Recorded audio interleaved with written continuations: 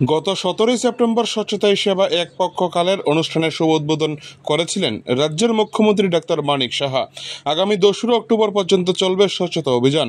তার অঙ্গ হিসাবে উদয়পুর পৌর পরিষদের উদ্যোগে এক ম্যারাথন দৌড় প্রতিযোগিতা অনুষ্ঠিত হয় বৃহস্পতিবার সকাল 8টায় উদয়পুর রাজস্বী কলা কেন্দ্রের সামনে থেকে। সবুজ পতাকা নাড়িয়ে ম্যারাথন দৌড় প্রতিযোগিতার আনুষ্ঠানিক উদ্বোধন করেন পৌর চেয়ারম্যান শীতল চন্দ্র মজুমদার সহ জেলা ও মহকুমা প্রশাসনের বিভিন্ন আধিকারিকরা। পরে রমেশ চৌমুহনীতে গিয়ে শেষ হয় দৌড় প্রতিযোগিতা। পরে জারু হাতে পৌর কর্মচারী থেকে শুরু করে বিভিন্ন আধিকারিক ও প্রবীণ নাগরিকরা সাফাই অভিযানে অংশ নেন। গোটা অনুষ্ঠানকে কেন্দ্র করে ব্যাপক সাড়া লক্ষ্য করা যায় এদিন সকালে উদয়পুর রমেশ চৌমুহনীর বুকে। উদয়পুর থেকে নিজস্ব প্রতিনিধি রিপোর্ট, টিভি 100 বাংলা। আপনারা জানেন আমাদের মাননীয় প্রধানমন্ত্রী নরেন্দ্র মোদীজির জন্মদিন 17 সেপ্টেম্বর।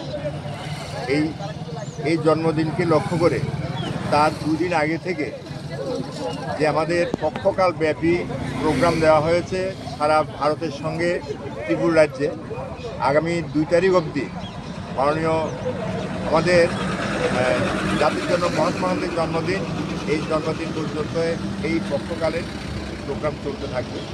সেই প্রোগ্রামের মধ্যে আমাদের পৌরসভার পক্ষ থেকে আজকে রয়েছে ম্যারাথন রেস।